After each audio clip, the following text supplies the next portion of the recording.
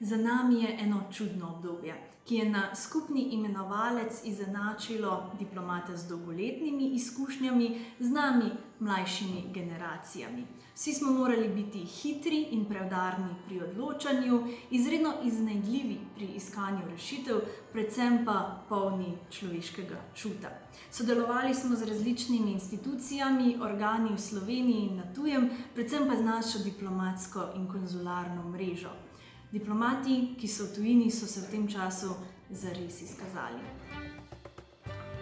V času pandemije COVID-19 je še bolj prišlo do izraza odlično sodelovanje tako slovenske diplomatsko-konzularne mreže, kot sodelovanje s tujimi predstavništvi v Sloveniji in drugimi zunanjimi ministrstvi. Tako v vladnem klicnem centru za informacije o koronavirusu že dobra 2 meseca uspešno svetujemo in pomagamo slovenskim in tujim državljanom pri reševanju zapletenih situacij ob prehajanju mej. Strokovno, pa tudi fizično, so najbolj izpostavljeni kolegi na slovenskih veleposlaništvih po svetu. Do izraza prihaja vsa njihova iznajdljivost, vse znanje in vsa poznanstva. Pogosto priskočijo na pomoč tudi člani njihovih družin. To je pravi obraz diplomacije. Zame je to pomenilo predvsem eno učno uro.